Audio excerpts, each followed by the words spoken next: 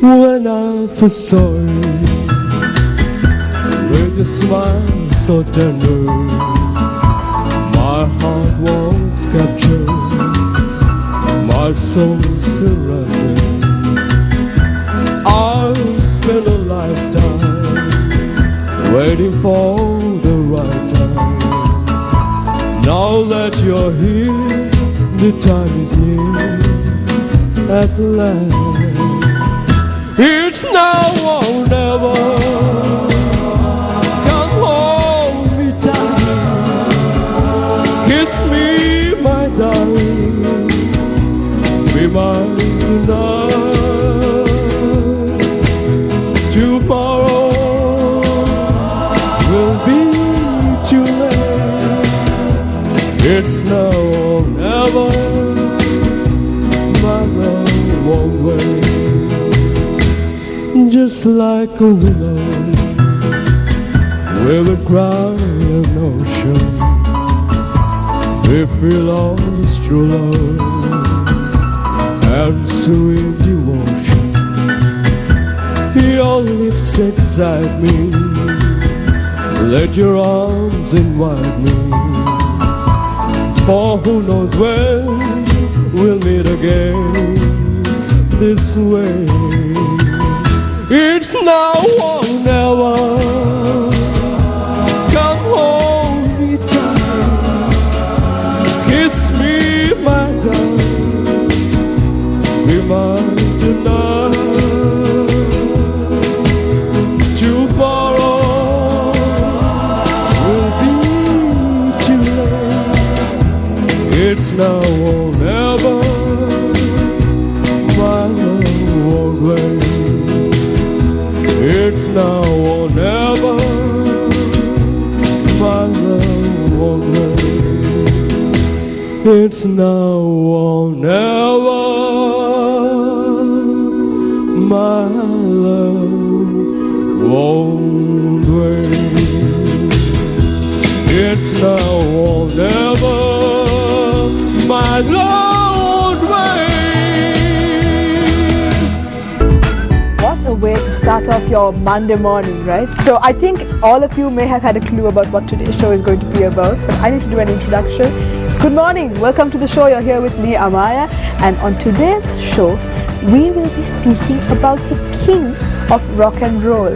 Now, the performance you just saw was something, just a sneak peek into what we have ready for you on the show today. But Elvis impersonators are something that's part of any successful entertainment industry, but they're just very hard to find in Sri Lanka. And I have with me here in the studio today actually the only Elvis impersonator in Sri Lanka at the moment, and this is Daryl White. So good morning, welcome to the show. Hi, good morning. Rest rock and roll in the morning. Rock and roll in the morning, all right. And you just gave a great performance, so now I'm sure that impersonating Elvis is not an easy thing. He is the king after all. So tell us, what do you think of the term impersonator? I mean, how does that feel to you? I mean, you are doing this in a great way, but when you say impersonator, what comes to mind? Well, it's a lot of work actually. You have to go through a lot of things. You have to live with him. It's like, you know, even if he's not there, like, you know, there are lots of memories about him, and you know, you have to impersonate and do everything what he does. But now today's show is going to be dedicated to the king of rock and roll. So this is where it's going to be all about Elvis Presley. But when you speak about imitating someone like him, I'm sure it's not easy as well. Like, there's a lot of homework that you have to do to really get the part down right. So how long have you had to do this to really get into the character of someone like Elvis Presley? Well, it's all my life until now. I see. From the very beginning, like during my school days.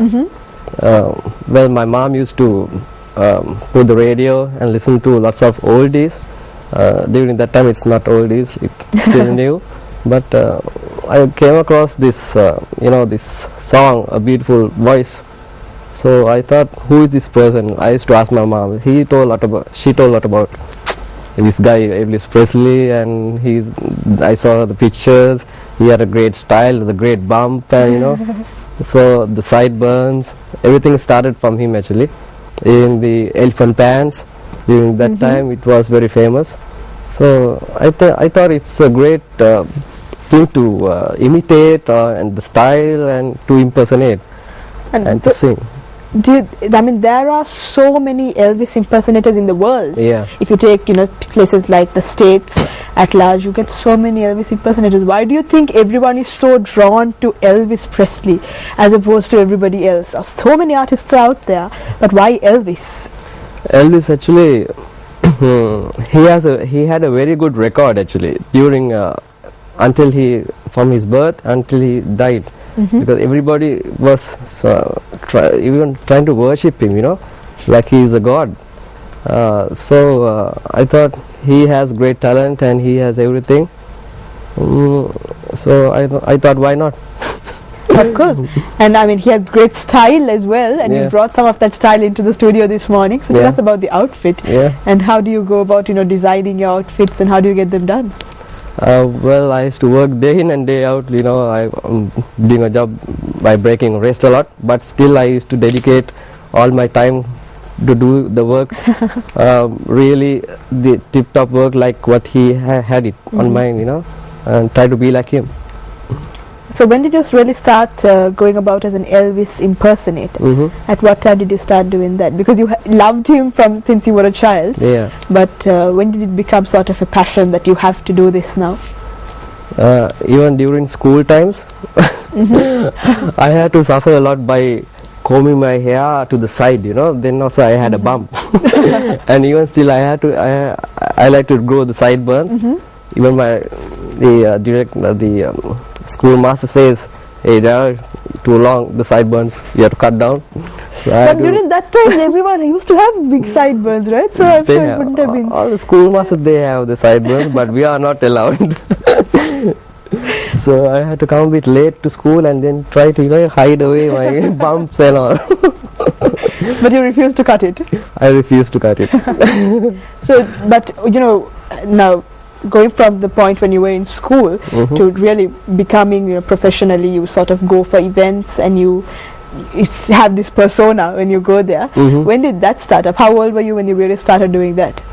When I was about 15, I was performing even in school, even the school noted like this guy is really dedicating to this Elvis thing. I see. So I performed even from school. So you realize that you have a knack for it, like it works for you. Yeah. What was the feedback like when you started out? The feedback was, that time I was just singing, and even this school they say you have a very good voice, and I used to imitate a lot of voices. Okay. I used to imitate Freddie Mercury, all those big ones. I used to go for the big ones. So I thought, why not Elvis? Can you do a bit of Frank Sinatra? Well, I had to go deeply. Yeah, yes. Maybe later on in the show we can hear you imitate somebody else as well. Yeah. All right. Do you want to do it now? Yeah, I'm okay. Cool. Let's choose any artist that you like and go for it. Just a bit of a song. I'll do that Freddie Mercury. I want to break free. I want to break free. That was Freddie Mercury. That's Freddie Mercury. And this is George Michael. Time can never mend to the careless whispers of a good friend. What? Elton John. Elton John is a good one. Go for it. It's a human sign when things go wrong. Wow. I have to clap for that. But so there are a lot of people that you can impersonate, but Elvis is, I think, the one that has the looks as well as the voice. So do you have a fan base here who really know you as Darryl White, aka Elvis Presley? Yes, they do. When they see me, the bumps, because when I wear the outfit, they know, okay, it's Elvis. But when I have the bump and the sideburns, a bit of sideburns, they can, hey, yeah, imitating him. They ask me. Yes, I'm the only one now. very recognizable. But were there other people in Sri Lanka who were sort of imitating Elvis as well, or are you the only one right now? Well, during like when I was about 4 years back, I heard there was about 4. I don't recollect by the names, but they were going to states, to Australia and the other Arab countries and all. They used to go around, but I thought, I will stay with my family. And hey, you're the only Elvis impersonator in Sri Lanka. I had to represent Sri Lanka now. Of course. And let's talk about the dance moves. Now, was that something that came to you naturally, or did you have to work on your dance moves? Well, those days I had a bit of moves, like, rock and roll was so famous because he's the king and he bought rock and roll. Everybody was like, during moms like to party a lot, so when I used to go for parties, I used to see these moves, the rock and roll moves. My mom knows a bit and my dad also knows, because they're from that time. So I got some tips about it, and I used to work out a lot on the moves. Yeah. But do you feel that people still go for those moves? And dancing has evolved so much since Elvis Presley was famous, but you feel that people still respond to those moves? Yeah, I think because now in the new world they have the same moves in a different way. The same moves they used to add something else, like even the king of pop, the Michael Jackson, he has some of the Elvis moves. That's true, and they have some connections as well, because yes, very much. We'll talk about those later. And actually we have a few fact slides as well about the king. But before we go to that, I need to ask you this question now. What about Elvis Presley really inspired you, as Elvis Presley the man? What really inspired you and made you think, hey, this is a good guy, this is a great guy? This guy is great in the sense, like I said before, he didn't have any bad records in him. Like he was a very good family man, and he has a very good look and a good voice, and the way he started, in a very simple way, he was just a truck driver, and he had an hour of time to go in because he was so interested in music, and he just went to a studio and just sang a song, and the studio person, thought, okay, this is the guy, he has a voice. And like I said, he was just a truck driver, and see how he is now. That's true, from the truck driver to the king. Yeah. So we have a little fact slide ready for you about the king, because this show is all about the king of rock and roll, that's Elvis Presley. So let's go check it out.